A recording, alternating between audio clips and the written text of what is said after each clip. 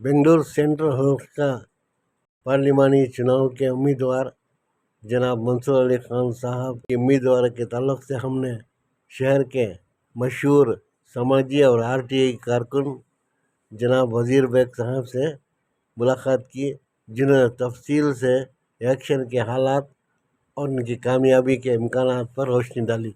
मुलाहजा फरमाएं कि ये डिलिमिटेशन करने आए थे तो मुसलमानों के वफ्द ने कुलदीप सिंह से जाकर मुलाकात की थी और उन्होंने शिकायत की थी कि मुसलमानों के लिए कोई जगह नहीं छोड़ रखी है, आपने जो डिलिमिटेशन जारी किया है।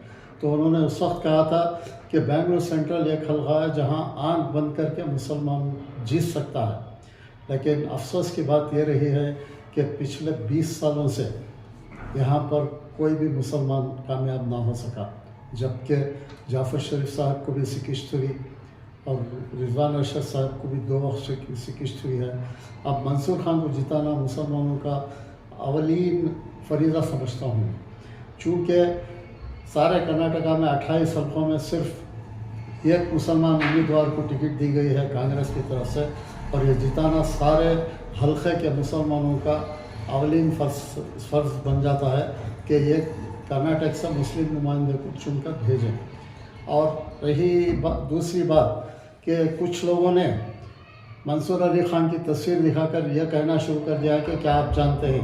मैं इन लोगों से वाज़ेह तौर पर कहना चाहता हूँ कि पिछले 15 साल से जो यहाँ के सिटिंग एमपी हैं उनकी तस्वीर कितने लोग जानते हैं, जबकि उन्होंने 15 साल से इलेक्शन जीत रखा है और यहाँ कामों में हिस्सा लेकर जो भी डेवलपमेंट के काम होने हैं वो हिस्सा लेकर करने की कोशिश की है।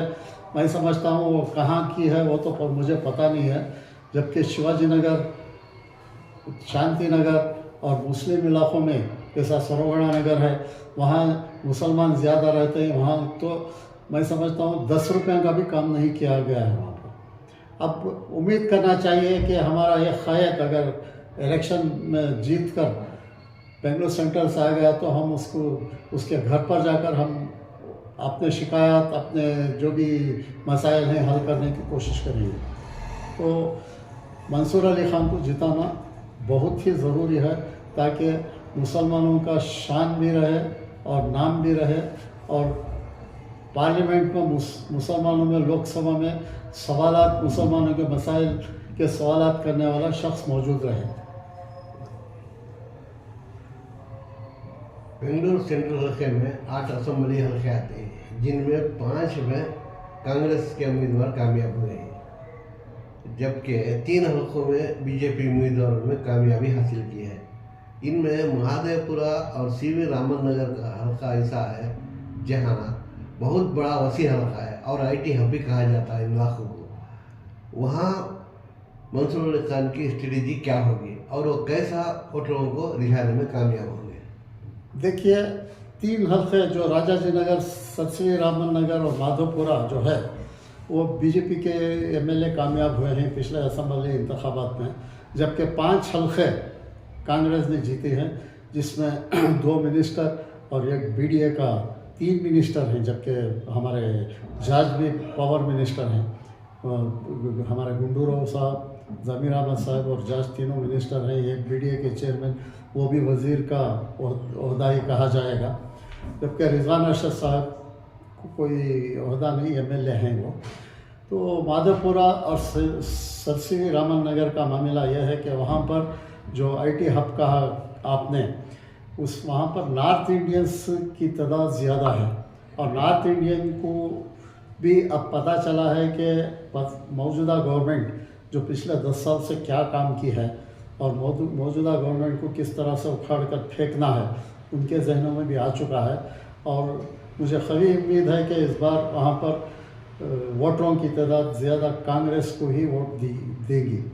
और दूसरी बात जो आपने कहा कि स्ट्रैटेजी मंसूर खान की क्या होगी वहाँ की उन हल्कों पर, तो मैं समझता हूँ मंसूर खान ने पिछले हफ्ते से ही वहाँ पर कैंपेन शुरू कर दी है। हर अपार्टमेंट पर जाकर वहाँ के लोगों को मिलने की कोशिश हो रही है। देखा जाएगा कि इंतखाबात मुकम्मल होने के बाद 4 जून को किस तरह के रिज़ल्ट आएंगे। अब रही राजाजी नगर की बात, तो वहाँ सुरेश कुमार साहब काफ़ी दिनों से बीजेपी के उम्मीदवार बनकर कामयाब होते आ रहे हैं और वहाँ भी असम्बली के और पार्लियामेंट के इंतखाबात मुख्तलिफ होते हैं और ये सोचकर वोटर वोट देता है कि सेंट्रल में कौन हुकूमत करे और यहाँ इस रियासत में कौन हुकूमत करे।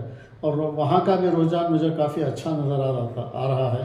चूँकि सरकार कांग्रेस की है, इसमें तो लोगों को जो स्कीमों का फ़ायदा उठा रहे हैं उनके जहनों में है कि कांग्रेस आवाम की भलाई के लिए काम करेगी और इसी वजह से वो कांग्रेस की तरफ वोट देने का सोच रहे हैं। कांग्रेस हुकूमत ने जो 5 गारंटी स्कीम्स लाए हैं, इसके जवाब में नरेंद्र मोदी साहब ने मोदी गारंटी के ताल्लुक से स्कीम शुरू किए हैं। इस ताल्लुक से आप क्या कहेंगे? मोदी की गारंटी आज तक क्या रही सारे हिंदुस्तान को पता है।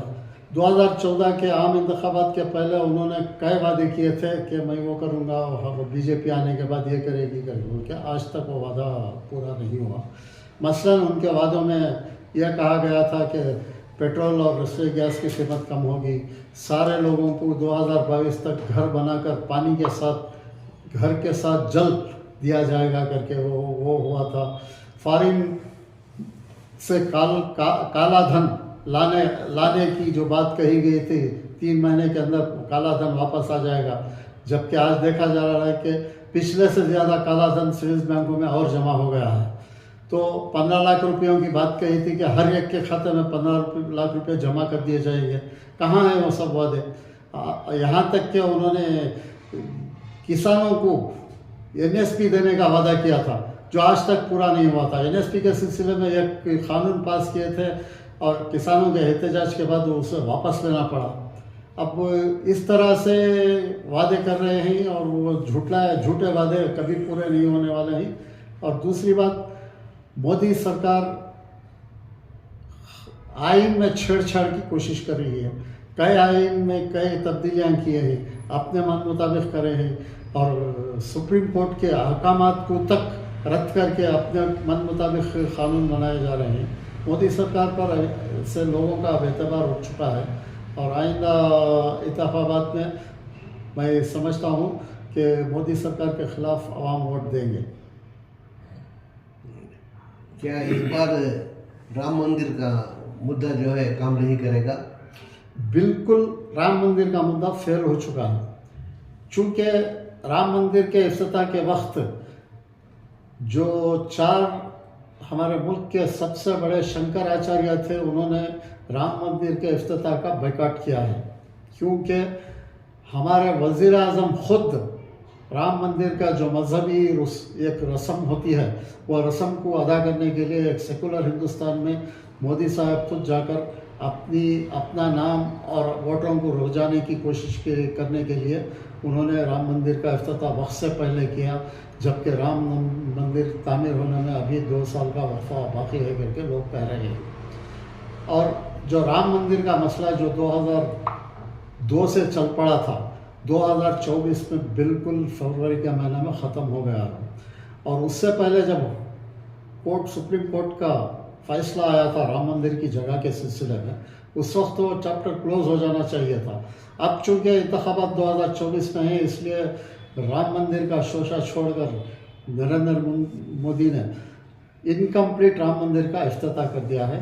और वो आवाम को शंकराचार्य साहिबान का जो बायकॉट हुआ है, सारे हिंदू बरादरान को यह बात मालूम हो चुकी है कि मोदी ने वोट हासिल करने के खातिर राम मंदिर का मुद्दा उठाया है और लोगों में को यह मालूम हो चुका है कि राम मंदिर और हुकूमत साजी में और हुकूमत चलाने में कोई